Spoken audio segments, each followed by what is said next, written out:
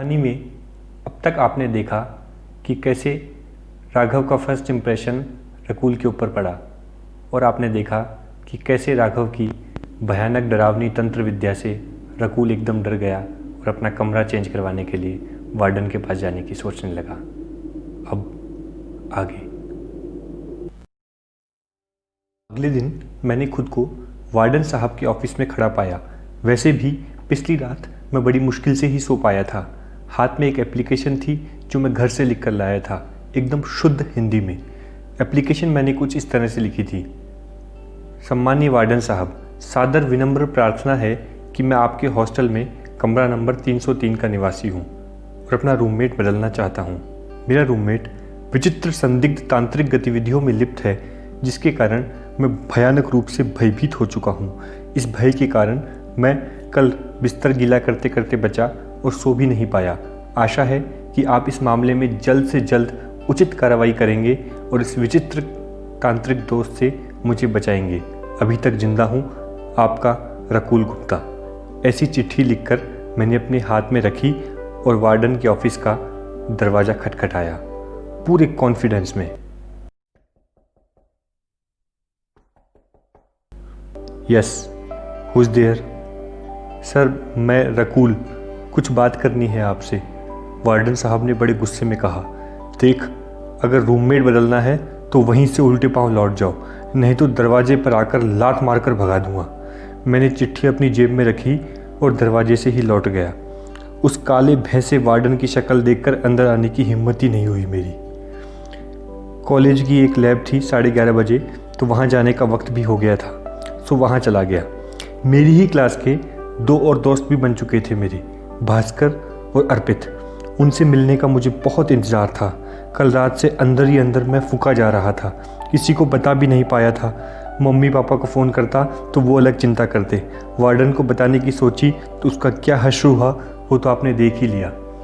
जैसे ही सुबह 11:30 बजे वाली प्रैक्टिकल लैब में मैं पहुंचा, भास्कर और अर्पित पहले से ही वहाँ पर बैठे हुए थे। मेरी शक्ल पर 12 बजे देखकर वो बोले, क्या भाई, कैसी गुजरी हॉस्टल में पहली रात? मत पूछ यार, लैब के बाद बताता हूँ। फिर हम सब प्रैक्टिकल्स में बिजी हो गए। 1.5 घंटे की लैब के बाद जब हम कैंटीन पहुँचे तो मेरे अंदर सब कुछ बता देने की फीलिंग अपने पूरे उफान पर थी। एक बहुत ही पते की बात मैं आपको बता देना चाहता हूँ। अगर आपको लगता है कि आपके दोस्त आपके दुख में आपकी मदद करेंगे, वो भी हमारे इंजीनियरिंग कॉलेज में, तो ये आपकी बहुत बड़ी गलतफहमी है। मैंने जैसे ही बताना शुरू किया वो लोग बोल उठे, अरे रकुल, तेरी सुनेंगे भाई, पर भूख लगी है यार, एक ब्रेड पकौड़ा चाय लेकर आ जा। भाई, आज गरज मेरी थी तो पैसे मुझे ही देने थे।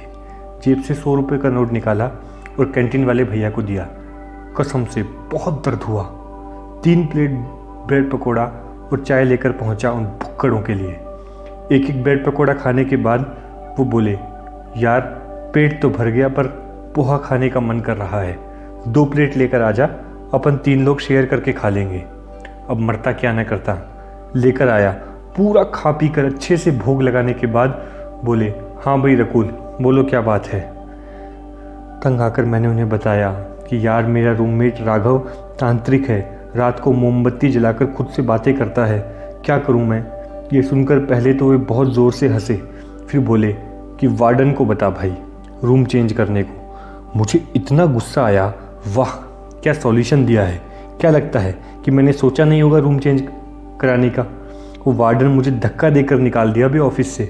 दोनों हंसे और हंसते ही गए और तब तक हंसते रहे जब तक मैं चिढ़कर दोनों को वहीं बैठा छोड़कर चला नहीं गया। कुल मिलाकर मुझे इतना समझ आ चुका था कि समस्या को मुझे अकेले ही निपटना होगा। दोपहर के 2 बज चुके थे, बहुत धूप भी हो चली थी, भूख भी लग रही थी। अब मेरी सबसे बड़ी फाइट थी कि 2:30 बजे से पहले हॉस्टल पहुंचना, क्योंकि 2:30 बजे हॉस्टल की मेस बंद हो जाती थी। नालायक दोस्तों को अपनी परेशानी बताने के चक्कर में मैं एकदम लेट हो गया था और उन भुक्कड़ों को बताने का कुछ फ़ायदा भी तो नहीं हुआ। भूखा रह गया सो अलग। तेज़ी से चलकर पहुंचा तो हॉस्टल मेस के दरवाजे पर मेस इंचार्ज साहब खड़े थे, कमर पर हाथ रखकर। वर्कर्स बर्तन धो रहे थे। मैं लेट हो चुका था। मैंने अपना माथा पीट लिया। किसी इंसान की इतनी बुरी किस्मत कैसे हो सकती है? उसकी बुरी किस्मत उसका पीछा ही नहीं छोड़ती। अब दोपहर की भयानक धूप में मैं खाना खाने कहाँ जाता। हॉस्टल की कैंटीन में पहुंचा, वहाँ भी कुछ नहीं था, समोसा भी नहीं था। एक चिप्स का पैकेट खरीदा और एक बटर मिल्क का पैकेट खरीदा। अपने मनहूस कमरे में चला गया। जाकर देखा तो मेरा रूममेट राघव पलंग पर सो रहा था। भूखे पेट था तो मैं भी उससे नहीं बोलता तो उससे मैं वैसे भी नहीं था। 2-3 दिन से एज ए रूममेट मेरी उससे सिर्फ इतनी बातचीत हुई थी कि भाई लाइट बंद कर दूं क्या, बस यही एक कन्वर्सेशन था। इसके अलावा एकदम ज़ीरो कन्वर्सेशन था हमारे बीच। मैंने चिप्स का पैकेट खोला और कांच के गिलास में बटर मिल्क डाला। चिप्स के पैकेट की आवाज़ सुनकर राघव की आंख खुली। बोला, आज लंच नहीं किया क्या भाई? मेरा मन नहीं था उससे बात करने का, मैं उससे मूड नहीं लेना चाहता था। फिर भी बोला, मैं जब तक पहुंचा मेस बंद हो चुकी थी। तो तुम कुछ नहीं खाए? जवाब में मैंने झल्ला कर उसे देखा। और ऑप्शन क्या है तू बता। पर उसे बिल्कुल बुरा नहीं लगा। उसने कहा, तुम रुको, चलो मेरे साथ नीचे। उसने मेरे हाथ से चिप्स का पैकेट भी छीन लिया और खाने लगा। मुझे बड़ा गुस्सा आया। क्या आफत है यार। उसकी तरफ देखने लगा। तुम आओ ना मेरे साथ ये मेस में। मैं उसके पीछे चल दिया। नीचे हॉस्टल मेस में पहुंचकर उसने एक टेबल के पास आकर कहा, तुम यहाँ पर बैठो, मैं 2 मिनट में आया। उसने मेस इंचार्ज के पास जाकर बात की। 2 मिनट। मैं उसे दूर से देखकर हैरान हो रहा था। वो उस 45 साल के मेस इंचार्ज के कंधे पर रखकर ऐसे बात कर रहा था जैसे उसका बाप हो। 2-3 मिनट उन दोनों के बीच कुछ खुसर फुसर हुई। फिर वो मेरे पास आकर बैठ गया, अपना फ़ोन चलाने लगा। मुझसे बात ही नहीं की। हमने करीब 25 मिनट इंतज़ार किया। मैं उकताने लगा। तभी जो अचानक हुआ उस पर मेरी आंखों भरोसा ही नहीं कर पाई। खुद मेस इंचार्ज साहब आए थे। हाथ में एक प्लेट थी, मेरे सामने रख दी। क्या शानदार भोजन था। टमाटर पनीर की सब्जी, शानदार दाल और चावल, गर्मा गर्म 5 चपातियाँ घी से तरबतर। मेस इंचार्ज साहब ने थाली मेरे सामने रख दी और ठेठ जोधपुरी अंदाज में दोनों हाथ जोड़कर बोले, लो जीमोसा, और चले गए। उस दिन सचमुच मुझे पहली बार उस लड़के राघव की सबसे बड़ी और चमत्कारी ताकत का एहसास हुआ। वो थी उसकी कन्विंसिंग पावर। उस दिन मुझे एहसास हुआ कि मामूली और बुद्धू सा दिखने वाला वो लड़का आखिर कितना खास था। मैंने उसकी तरफ देखकर कहा, थैंक्स भाई। जवाब में वो कुछ नहीं बोला, कुछ भी नहीं बोला। बस इतना बोला, खाना खा लो, रूम में मैं तुम्हारा इंतज़ार कर रहा हूँ, ऊपर बैठ के बात करते हैं। मैंने खाना ख़त्म किया 20-25 मिनट के अंदर और फिर ऊपर जा पहुँचा। राघव मेरा इंतज़ार कर रहा था। मेरे को देखते ही वो तुरंत बोला, आ गए? बताओ कैसा था खाना? मैं बोला, बढ़िया यार, तुम ये बताओ कि तुमने उसे बोला क्या? कुछ नहीं, बस इतना बोला कि लड़का भूखा है, कुछ खाना वाना बनवा दो। और ये भी बोला कि यूनिवर्सिटी प्रेसिडेंट मेरा दोस्त है, हॉस्टल की 7 नंबर की मेस का कॉन्ट्रैक्ट तुमको दिलवा सकता हूँ। फिर क्या था, ये सुनते ही वो एकदम हुक्म के मोड में आ गया। मैंने इम्प्रेस होकर कहा, भाई मान गए? सचमुच तुम बहुत आगे जाओगे यार। फिर थोड़ी देर के बाद वो अचानक से बोला, तुम रूम चेंज करवाने के लिए गए थे वार्डन के पास, कोई दिक्कत है क्या मुझसे? अब मुझे काटो तो खून नहीं, समझ में ही नहीं आया कि मैं क्या बोलूँ, क्या ही बोलता। मैंने कहा कि भाई सच बताऊँ, मैंने रात को तुम्हें मोमबत्ती जलाकर बरामदे में अकेले बात करते सुना और देखा, इसलिए मैं बहुत ही ज़्यादा डर गया। तुम क्या कोई तंत्र विद्या, कोई टोटका करते हो क्या भाई? ये सुनकर पहले तो वो ज़ोर से हंसा, फिर बोला, भाई तुम मुझसे ही पूछ लेते, इतना परेशान हुए।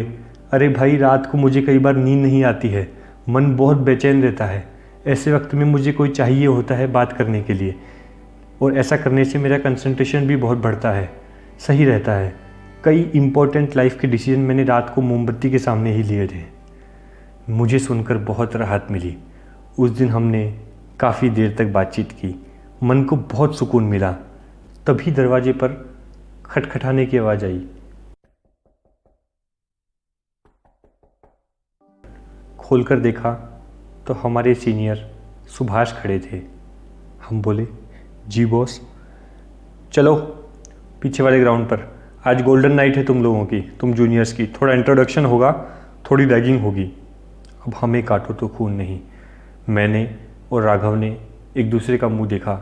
हमारे होश उड़ चुके थे, हम दोनों बिल्कुल डर चुके थे।